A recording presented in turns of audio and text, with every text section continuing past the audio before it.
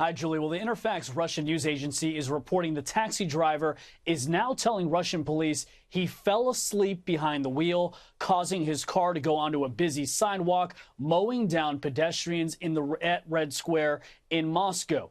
8 people are injured. 2 of the injured are Mexican. The streets of Moscow are festive and packed with viewing parties and fans that are all there for the World Cup. These are photos from the scene, but video online is really just horrific, and we're efforting to get it. It shows the taxi driver coming to an almost complete stop before it swerves to its right, accelerating onto a sidewalk for 5 seconds, plowing into pedestrians. The car stops, 2 bystanders come to the window, and then the driver just runs out of the cab as about a half a dozen pedestrians chase him in the streets of Moscow. The driver is a citizen of the former Soviet Republic of Kyrgyzstan, and he told police this was not intentional. Witnesses, well, they find that hard to believe. I have the feeling he did it deliberately because he was in the traffic jam with the cars going really slow. How can you lose control of the wheel, push the gas, and drive into the crowd?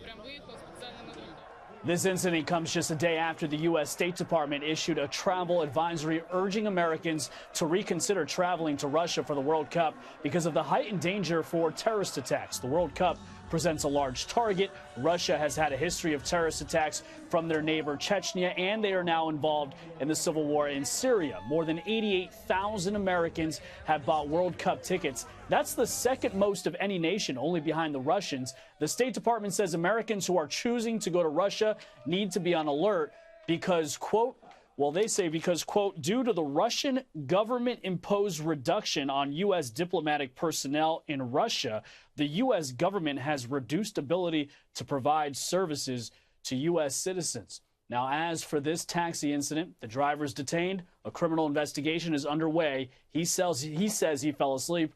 Russian authorities are questioning him, and they're calling it a traffic accident.